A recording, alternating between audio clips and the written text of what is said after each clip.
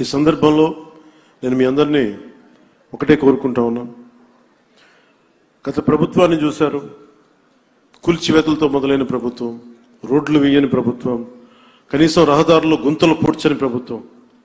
కానీ ఈ రోజున మన ఇన్ని ప్రతి ఊర్లో కూడా ఊరికి మధ్య గుంతలు పూడ్చడంతో పాటు రహదారులు నిర్మిస్తూ ఉన్నాం.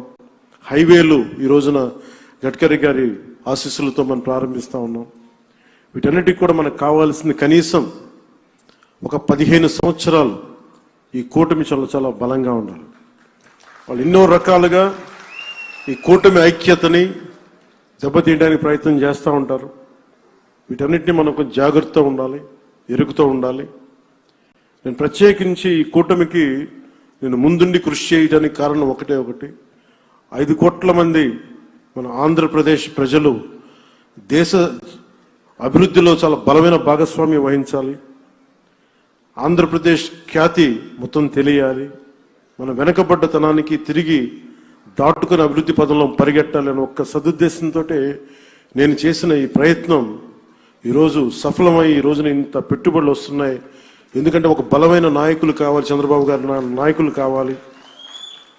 దేశం మొత్తం ఒకటే తాటిపై నడిపించే బలమైన నాయకులు శ్రీ మోదీ గారు. వీరందరి ఆశీస్సులు ఉన్నాయి, వీరందరి కృషి ఉంది.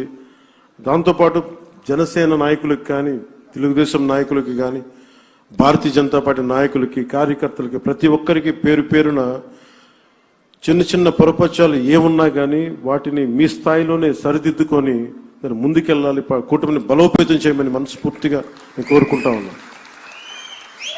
అందుకని మనస్ఫూర్తిగా మరోమారు ధన్యవాదాలు తెలియజేసుకుంటూ ఆంధ్ర అభివృద్ధి పదంలో రాకెట్ స్పీడ్తో వెళ్ళాలని మనస్ఫూర్తిగా కోరుకుంటూ ఇక్కడికి వచ్చిన మీ అందరికీ ప్రత్యేక ధన్యవాదాలు తెలుపుకుంటూ గడ్కరీ గారికి మరోమారు మనపూర్వక ధన్యవాదాలు తెలుపుకుంటూ సెలవు తీసుకున్నాను. జై భారత్, జై హింద్.